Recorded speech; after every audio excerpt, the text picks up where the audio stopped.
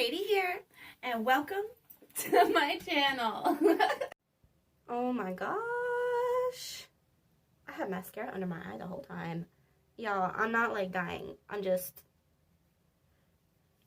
had mascara under my eye. Hey! How are you doing today? I'm doing pretty alright. I had my hair up in that topiary bun for weeks. It felt like it was about 8 days, and I'm going now on I think 3 days out of that bun, and it's losing its curl, and I think I need to go through my hair, because you see I have all these like tangles from the sections being spun together and then just staying there. So that's what I want to do today. Regina girl, this is for you. We're gonna learn how I clean my hair with rubbing alcohol today, so let's get into it.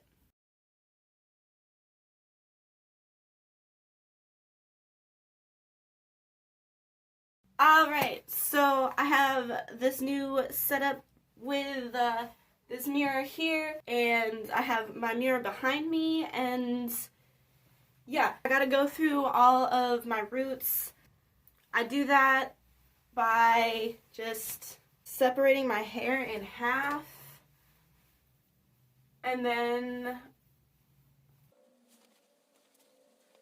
I usually put it up in a bun just because it helps with separating the sides just a little bit better. My friend suggested that I do 4s, so 4 sections, and I go section by section. I found that this works best for me, but yeah, I just like to section it out so that it seems like it's taking less time. So yeah, I start out with just small sections at a time, usually in the front, and you see how some of the sections are like awkward up here. So like right here, I'll go in and I'll try and separate that out as much as I can to create a section. I just smooth that out as best as I can. Sometimes I have to go in and like hand roll just to get them flat, but not too much. And yeah, so that's how I do it, and I'm just gonna try and speed through this real quick for y'all.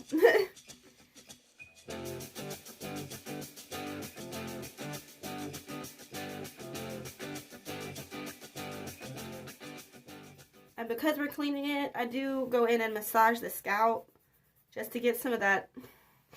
And now, don't judge me. I didn't say that my dreads were clean. You're telling me they're dirty. I'm telling myself they're dirty. That's why I'm cleaning them right now. I massage the scalp and get like all of that built up stuff. It's just dandruff, I promise, okay? A good way to kind of help combat that, though, if it's something of a concern of yours, is like I just blow dry my hair, and that helps dry out the oils, which will help lock your locks in quicker as well. Okay, so sometimes I get hair pieces like this where part of one dread is in the other dread, and I just do my best to pull that out, and usually it's pretty alright unless I've gone months without sectioning my dreadlocks out, in which case then I'll be tearing hair. But usually it just pulls out like some good cooked crab. Alright, it's clean. When I get new ones like these where it's hair and then dreaded at the bottom, or just starting to, this is what I like to call an infant dread or a baby dread, which I think is actually a pretty popular term. I don't know. I usually palm roll these ones. Sometimes I get 2 pieces like this where they're conjoined, but for me and how I like to style my hair, the section is too big at the root. I go in and I just have to split those apart, right? And then go in and do what I was doing earlier, where I just pull pieces out and make sure that's all nice and sectioned out right there. Sometimes I do leaving pieces sectioned together, just works better, but I'm mostly out of that phase now. What is it? I don't know, 2014, 2013, whatever the year of the Magnolias was. It's a good summer, y'all. Anyways, if you know, you know. Okay, at around this time, I have to turn around and use the mirror behind me to just guide my struggles. And this is where it gets really bad. Like, you see all that ratness? Wow. Oh, like I don't even know where to begin on the back of my head. That's how tangled this is.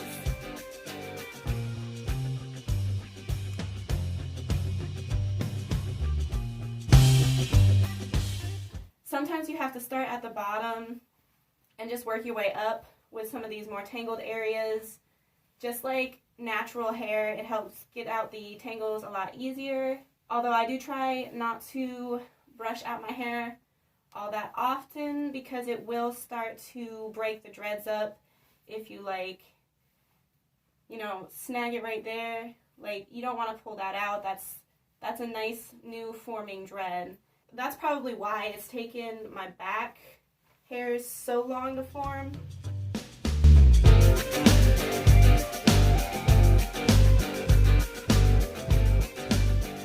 This is a nice section of hair right there, right? But it was attached to this section right here, which really makes it a very oval or box rectangle type shape. But they're really, really stuck together like that. Like, basically they're already dreaded together. I go in and I separate them, but once again, I try not to separate those too often, and when I do it very carefully. That's the main reason my dreads are thicker at the bottom. So I'm trying to find one. Here we go. So this dread right here, right, this is all basically, this is dread. It really is. It's micro dread. And then I have this big bulbous area right here. That is because I've gone in and I've pulled out either from brushing my hair or from pulling it out like I was just doing. And it really will end up breaking your dreads. Like, that's why I have those few, like, 4 longest ones. I've learned the ropes, and it's what I do now.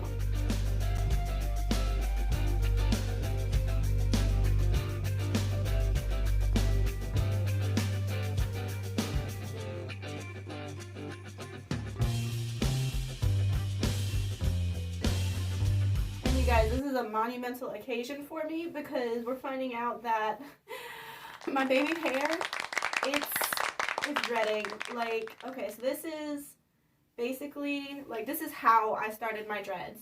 So I just didn't brush it every day. After about a week and a half, a week or two, I noticed that it started sectioning itself out. And so I was just taking those hairs, just section out the sections and just let it do its thing where they started forming dreads at the bottom. So this completes that section. That actually doesn't look too bad now. Oh my gosh. Y'all remember how frizzy my hair was when I started this? That versus that. Oh my gosh. I'm gonna go in and do the other side off camera. Oh no, but there's something else I want to say. Anyways, so like I was saying about the pulling the hair out and stuff, so I had these two, they were next to each other right up here. So all I did was I twisted them together to keep from losing that dread in. And I mean, it looks very odd, like Some very spicy cherries. Hot pepper hair. I guess next though is cleaning it. See y'all when I finish this. Okay, so for this next part, I'm going to do it in my shower because I haven't done this before with hair dye in my hair, and I know that I've heard that rubbing alcohol will take out some of the dye, which honestly I'm about to dye my hair. I'm not going to film it or anything because it's just going to be a straight dye. Comment down below what color you think I'm going to do. I know I've said it in a video or two. Don't know which one, but maybe you could go find that and then comment it down below, and maybe I'll send you a prize of some sort. We're going to need a few things for this. Obviously, we're going to need rubbing alcohol. We are also going to need an adjustable spray bottle for the nozzle, a hair tie. We're going to need a towel, and optionally, you're going to need some sort of perfume if you feel like it. I'm using these two Bath & Body Works scents, which, if you know me, I love me some Bath & Body Works. You have to be careful with mixing them in because it can dilute. I don't know what percentage alcohol this is, but it also has water in it. Those are the first two ingredients. So yeah, what you're going to want to do is put the rubbing alcohol in to your bottle. I'm going to fill it up about that much. I guess that's 2/3. I'm going to go ahead and do it a little bit more. I usually use a bottle and maybe a half, but I'm trying to not use as much just to be conscious of the current world situation. I am going to spray about 30 spritz into here and then 10 of the other, so it's about 40 sprays.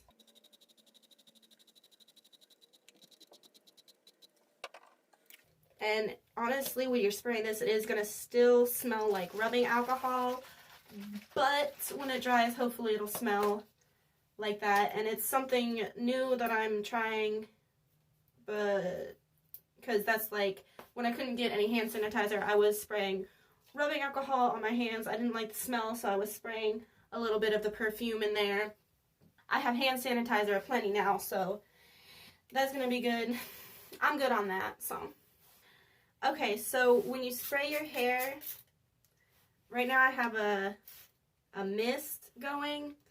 I'm gonna loosen that up a little bit until it's about like in between. See how that's kind of both? I'm gonna take my glasses off for this. You want to be very careful. You do not want to get this in your eyeballs, all right? And you want to do this in a well-ventilated area. Thanks to me for reminding me because I'm about to open my window. Now that that's done, I just go in from behind, and I mostly spray my scalp, right? I saturate my scalp, and then that usually will leak in like a sponge. Dreads are like sponges. If you've ever taken a bath with dreads in your hair and you're sitting there and they're just soaking up from the bottom, you'll eventually feel the water on your head. It's the strangest sensation, let me tell you what. But yeah, and you just go in and you spray. You want to get your whole scalp, and if you just went through your hair, you might feel a little bit of a sting.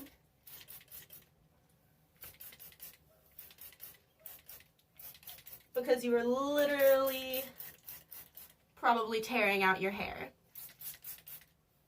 Either my scalp has gotten used to it or I'm not pulling out my hair as much anymore. Okay, so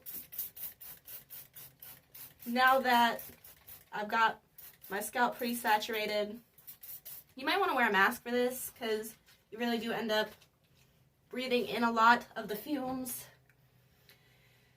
Like I said, I only do this every month or two, and you can you could put it to a stream if you're worried too much about the fumes. But I'm just trying to get all the way up in all of these. I'm gonna stop talking now because it's getting in my mouth. When you're done, just make sure that it's all saturated. And I'm just gonna put this up into a bun, kind of a loose bun, so you want it to be able to dry. But usually this is dripping out of my hair, so I'll put it up in a towel, let it soak in for 5 minutes or so. I don't seem to really need that this time, but yeah, the point of this is to dry out any of the oils in the hair, kind of just keep the insides of the dreads nice and not disgusting with mold, like, because that's dead hair, right? You get it wet, you let it sit, it's going to mold, it's going to not be a pretty thing. Ooh, I can feel it running down the back of my head. Maybe I should have put the towel on. So I'm just going to put this on top, and just like you would any other hair. I hope that you learned something from this tutorial and that you're having a good time wherever you're at. Go ahead, give this a try. Please don't get the rubbing alcohol in your eyes. Do not spray right here. You know, keep your head tilted back. Keep it away from your face, okay? The fumes, keep your mouth shut. Maybe wear a mask if it's bothering your nose. You can even probably wear goggles or keep your eyes closed. The fumes don't bother my eyes as much as getting it in my eyes ever since the beginning. So, yeah. Anyways, I hope that you give this a try, that you learned something from this video, that you enjoyed it, and that you are having a lovely time wherever you're at. I've gotta go.